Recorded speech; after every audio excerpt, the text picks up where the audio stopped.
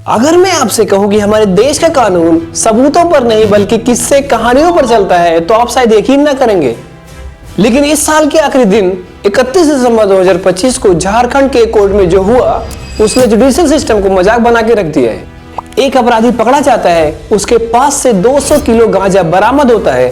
कानूनन उसे 10 से 20 साल की सजा होनी चाहिए थी, लेकिन 3 साल बाद वो कोर्ट से बाइज्जत बरी हो जाता है।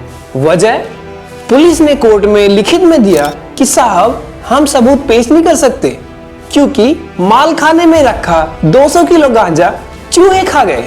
वाह, जी हाँ, चूहे। आज इस वीडियो में हम उन नशेड़ी चूहों पर नहीं हंसेंगे बल्कि उस सिस्टम पर रोएंगे जो इतना लाचार है कि 200 किलो ड्रग्स की सुरक्षा नहीं कर पाता है। आज हम डाटा, लॉजिक और लॉ के जरिए समझेंगे कि कैसे एनपीडीएस जैसा एक्ट जो इतना सख्त है वो भी फेल हो जाता है अगर वर्दी वाला ही सबूत गायब कर देता है तो। तारीख थी 17 जनवरी 2022। रांची पुलिस को खबर मिलती है, एक सफेद बोलेरो पकड़ी जाती है। दावा किया जाता है कि इसमें 200 किलो गांजा छुपा के ले जाया जा रहा था। मुख्य आरोपी इंद्रजीत राय को पकड़ा जाता है और जेल भेज दिया जाता है। दिसंबर 2025 में यह मामला प्रिंसिपल डिस्ट्रिक्ट जज दिवाकर पांडे और स्पेशल जज आनंद प्रकाश की कोर्ट में पहुंचता है। जज साहब एक सिंपल डिमांड रखते हैं कि जो सबूत इकट्ठा किया गया था यानी कि गांजा, उसको पेश किया जाए। यहाँ इन्वेस्टिगेटिंग ऑफिसर जो कहता है वो सच में चौंकाने वाला था। उन्होंने कहा कि हुजूर, माल खाना पुराना था, वहां पर चूहों का आतंक था और चूहों ने बोरियां काट दी और पूरा गांजा नष्ट कर दिया। परिणाम क्या हुआ?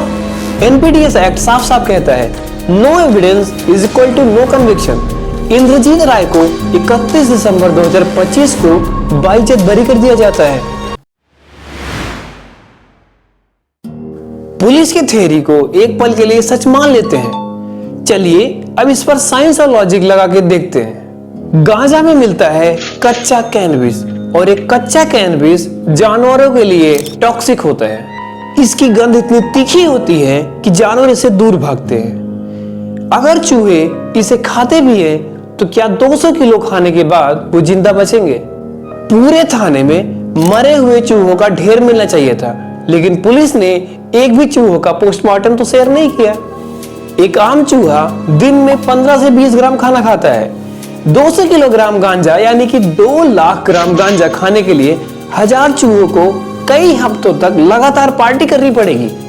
क्या थाने में मौजूद किसी भी सिपाही या पुलिस ऑफिसर को यह नहीं दिखाई दिया कि उस थाने में इतने चूहे क्या कर रहे हैं? सच तो यह है कि गांजा प्लास्टिक के पैकेट्स या सील बंद बोरियों में आता है। चूहे पैकेट्स तो काट सकते हैं लेकिन पूरा माल गायब नहीं कर सकते। ये पूरा चूहा थ्योरी एक पर्दा है, लेकिन सवाल ये कि ये पर्दा आखिर किस पर डाला जा रहा है? क्या वो गांजा सच में नष्ट हो गया या ब्लैक मार्केट में फिर से बिकने के लिए चला गया या फिर बात कुछ और है? अगर आपको लगता है कि सिर्फ रांची की पुलिस लापरवाह है तो आप गलत हैं। ये एक नेशनल पैटर्न है। 2022 में मथुरा में पुलिस ने कोर्ट में कहा कि 581 किलो गांजा चूहे खा गए। 2024 में धनबाद, झारखंड में 10 किलो भांग, 9 किलो गांजा गायब हो गया और पुलिस ने कहा वही कि चूहा गायब कर दिया। दोस्तों, सारी हदें तो बिहार में पार हो गई, जहां पर शराबबंदी वाले राज्य में पुलिस ने दावा किया कि 9 लाख लीटर शराब चूहे गटक गए। जब एक बहाना हर राज्य में बार बार इस्तेमाल होता है तो वह संयोगवश नहीं होता है, वह एक मोडस ऑपरेंडी बन जाता है, यानी काम करने का तरीका बन जाता है। यहां पर मुझे एक अफ्रीकन प्रोवर्ब याद आता है, the law is like a spider net, only small insects are caught. यानी कानून मकड़ी का वो जाला है जहां पर छोटे कीड़े फंसते हैं और जो बड़े कीड़े होते हैं जिनके पास पैसा और पावर होता है वो हर जगह बच जाते हैं। अब सबसे महत्वपूर्ण हिस्सा, पुलिस ने कहा कि गांजा चूहे खा गए और कोर्ट ने इसे मान भी लिया। लेकिन मैं ये पूछता हूं कि आखिर उस गांजे को पुलिस थाने में रखा ही क्यों गया था? एनपीडीएस एक्ट का सेक्शन 52A और सुप्रीम कोर्ट का union of India versus Mohanlal case clearly ये कहता है कि जैसे ही ड्रग्स पकड़ा जाए उसे थाने में जमा करके नहीं रखना है, तुरंत मजिस्ट्रेट के पास जाकर इन्वेंटरी बनानी है।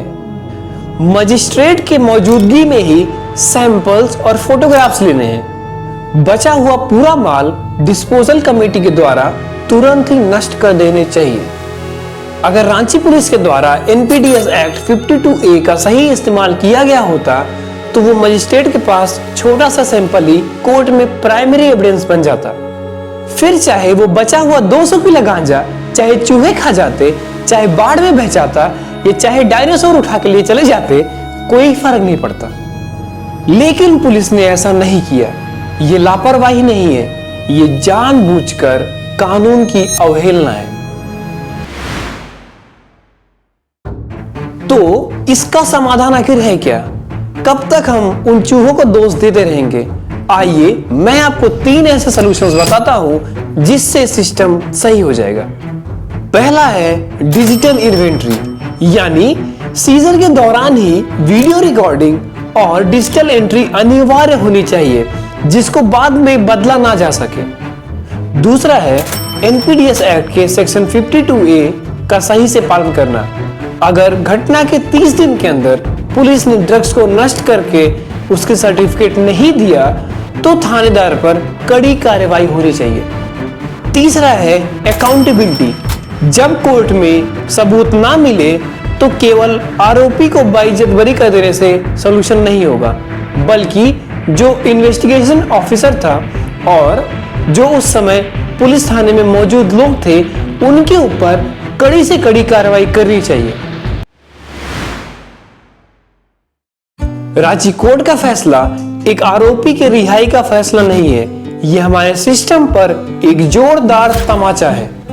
उस 200 किलो गांजे का क्या हुआ ये तो हमें नहीं पता, लेकिन वर्दी के पीछे छुपे हुए असली चूहों को जब तक पकड़ा नहीं जाएगा तब तक वो हमारे न्याय यानी जस्टिस को कुतरते रहेंगे। आपका इस पर क्या सोचना है? क्या पुलिस सच बोल रही है? कमेंट में जरूर बताइएगा, और अगर वीडियो लॉजिकल लगा हो तो इसे शेयर करिएगा। बहुत बहुत धन्यवाद। जय हिंद।